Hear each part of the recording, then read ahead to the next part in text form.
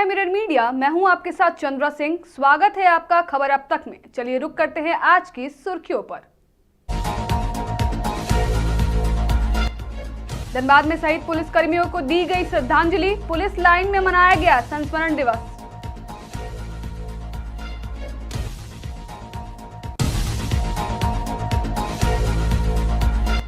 चरम पर पहुंचा बिहार विधानसभा चुनाव। बेलहर सीट से आरजेडी ने चाणक्य प्रकाश रंजन पर जताया भरोसा।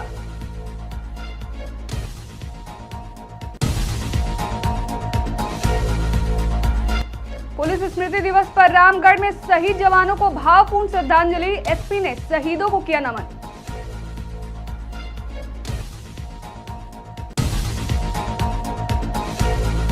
धनबाद में धूमधाम से मना काली पूजा। 292 साल पुराने ऐतिहासिक काली मंदिर में हुई विशेष पूजा।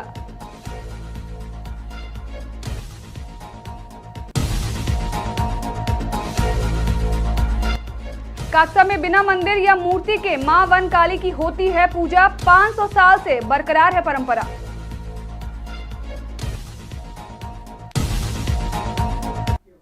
अब खबर विस्तार से। धनबाद के पुलिस लाइन में मंगलवार को भव्य पुलिस संस्मरण दिवस मनाया गया।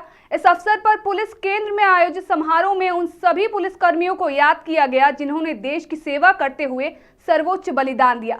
समारोह की शुरुआत शोक परेड से हुई, जिसमें नम आंखों से शहीदों को सलामी दी गई और 2 मिनट का मौन रखकर श्रद्धांजलि अर्पित की गई। इसके बाद उपस्थित सभी पुलिसकर्मियों ने शहीद स्मारक पर पुष्प अर्पित किए।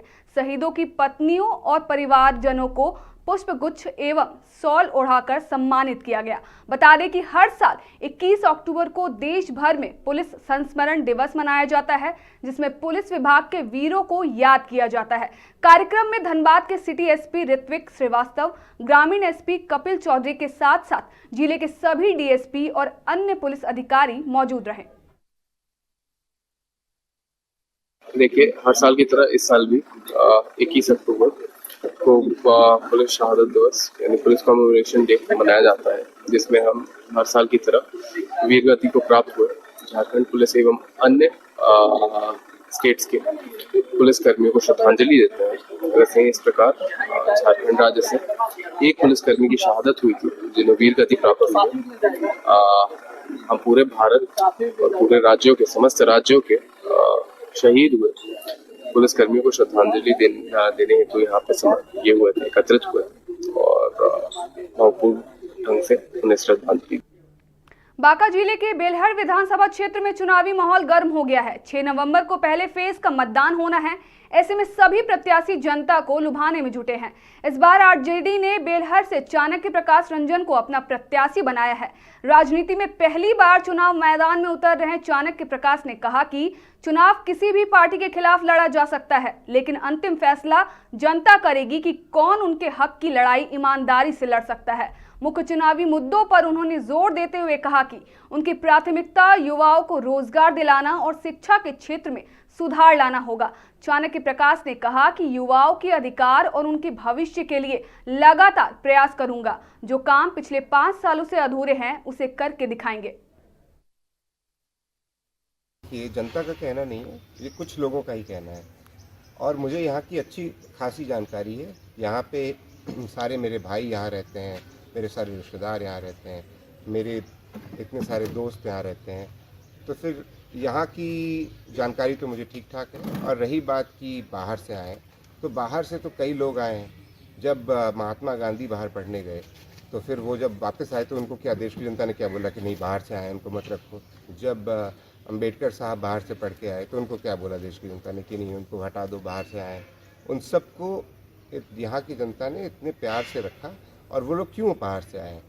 क्योंकि सेवा करने के लिए, यहाँ की जनता का सेवा करने के लिए। और इसी भाव से मैं भी इसीलिए आया हूँ, उनसे प्रेरित होकर।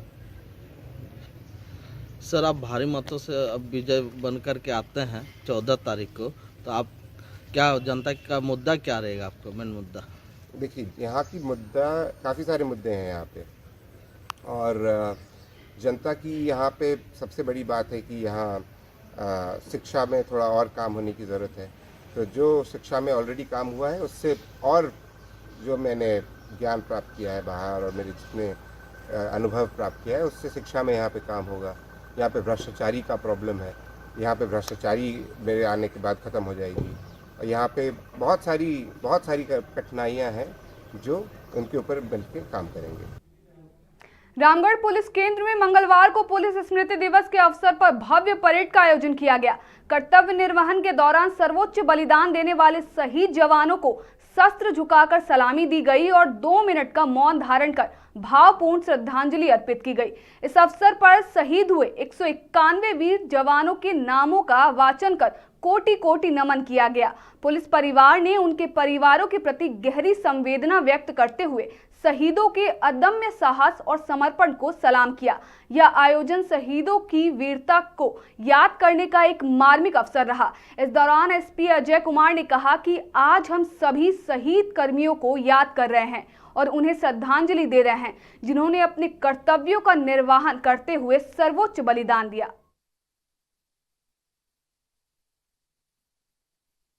आज 21 अक्टूबर को पूरे भारतवर्ष में पुलिस संस्मरण दिवस के रूप में हम लोग मनाते हैं।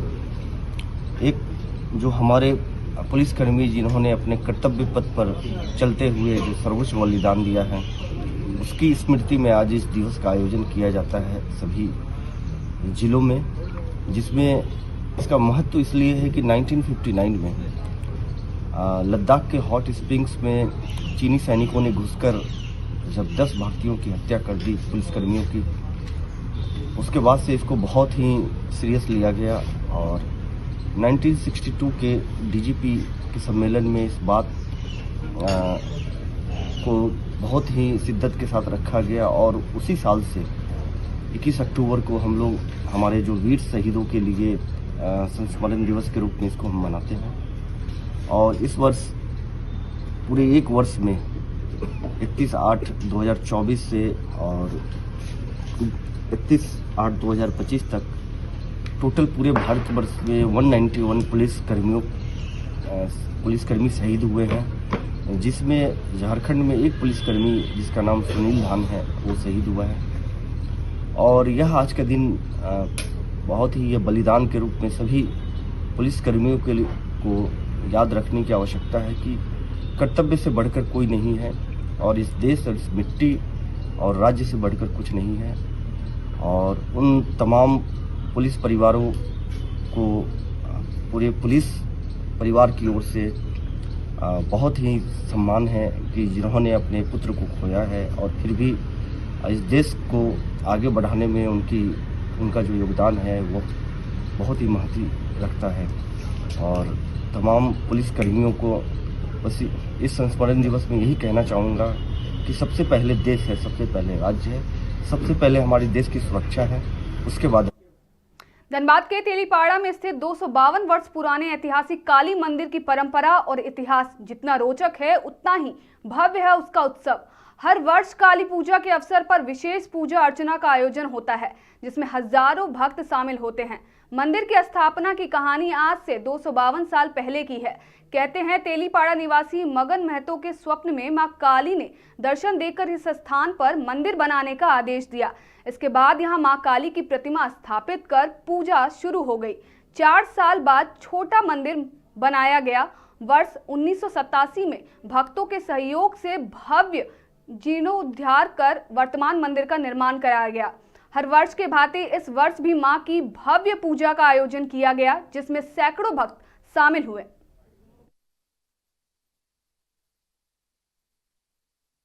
ये मंदिर बहुत पुराना मंदिर है। यहाँ लोगों का आस्था बहुत ज्यादा है, क्योंकि यहाँ का जो भी मन्नत होता है वो पूरा होता है, तभी लोग यहाँ भक्ति भाव से आते हैं, पूजा करते हैं अपना। काफी बलि हुआ देख रहे हैं। हाँ, बलि प्रथा है यहाँ, हम लोग के पूर्वजों से बलि प्रथा है और चल रहा है, और बहुत लोग का मन्नत पूरा होता है तो बलि देते हैं। आसपास से कितने हजारों की संख्या में थे लोग, लगभग 100 से ऊपर यहाँ बलि भी हुआ है रात को। पंडाल किस ऊपर बनाया गया? पंडाल का तो थीम शमशान घाट के ऊपर बनाया गया है। ये बताइए कौन सा ये काली मंदिर? ये तेलीपड़ा काली मंदिर है, हीरापुर में सबसे धनबाद का सबसे पुराना काली मंदिर है, जो कि 250 साल पुराना पूजा होता है इसमें, और बहुत ही परंपरा से इसे पूजा होता है। एक रात का ही पूजा होता है इसमें, फिर दूसरा रात विसर्जन हो जाता है। काफी अच्छे तरीके से। हाँ, इस बार कुछ भूत वाला थीम दिए, हॉरर थीम दिए है इस बार पंडाल का, क्योंकि हम लोग भी कहीं जाते थे देखते थे कुछ ना कुछ थीम पे पंडाल बनता था, तो हम लोग भी धनबाद में लोगों को दिखाने के लिए तेलीपड़ा में भूतिया का।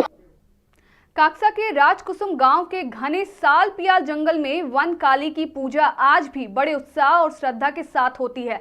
हर साल की तरह इस साल भी यहां भव्य पूजा का आयोजन किया गया। स्थानीय लोगों के अनुसार यह पूजा लगभग 500 साल पहले उनके पूर्वजों ने शुरू की थी। पहले पुजारी जंगल में मूर्ति लेकर आते थे और धान के खेतों के बीच पूजा का आयोजन करते थे। उस समय ना तो सड़क थी और ना ही घाट। जंगली जानवरों के बीच पुजारी को लाठी लेकर लाया जाता था। करीब 100 साल पहले भारी बारिश के दौरान पुजारी को देवी काली का सपना आया। देवी ने उन्हें बताया कि पूजा के लिए मूर्ति की आवश्यकता नहीं है, बल्कि एक विशेष पेड़ के नीचे जहां 2 आंखों का आकार दिखाई देगा, पूजा की जाएगी। तभी से परंपरा के अनुसार वन काली की पूजा उसी पेड़ के नीचे बिना मंदिर या मूर्ति के होती है। मान करा যায় 500 বছর, আর এখানকার পুজো রীতিনীতি সম্পূর্ণ ভিন্ন। এখানে যেটা ইতিহাস জানা যায় লোক মুখে শোনা যায়, কোনো ইতিহাস নেই। তো এখানে একটা সময় গোপালপুরের ব্রাহ্মণ, ভট্টাচার্য পরিবারের ব্রাহ্মণ এখানে পুজো করতে আসতো, আর ঠাকুরটা ছিল মূলত এই আমাদের রায় পরিবারের। তো এর আগে যখন রাত্রিবেলায় পুজো করতে আসতো, এই রাত্রিবেলায় জঙ্গলে আসার যে একটা সমস্যা ছিল, সেই সমস্যার জন্যে মা আমাদের সমনাদেশ দেয় গোপালপুরে ভট্টাচার্য পরিবারের ব্রাহ্মণদেরকে। আর তখন থেকেই রেওয়াজ হয় যে এই ভট্টাচার্য পরিবার মায়ের সমনাদেশ অনুযায়ী রাত্রিবেলায় তাদের বাড়িতে পুজো করে, আর আমরা তার পরের দিনে এই আজকে সকালে এই জঙ্গলের মধ্যে পুজো করি। হ্যাঁ, লোক সমাগম দিনের দিন তো বেড়েই চলেছে। তো প্রায় হাজার হাজার মানুষ জেলার বিভিন্ন জায়গা থেকে বা অন্য জেলা থেকেও আসে। পুজোটা কি পুরো আলাদা মতো? হ্যাঁ, পুজোটা সম্পূর্ণ আমাদের আলাদা মতোই হয়। এখানে যদিও রায় পরিবারের পুজো, কিন্তু এখন বারোয়ারি রূপ নিয়েছে পুজোটা। কতক্ষণ হয় পুজোটা? সব মিলে 2 ঘন্টার পুজো। কোন থেকে লোক আসে এখানে? বাইরের বহু জায়গা থেকেই আসে, এই বর্ধমান জেলার, পশ্চিম বর্ধমান বা ভিন জেলা থেকেও আসে এখন। अभी के लिए इतना ही। बने रहे मिरर मीडिया के साथ।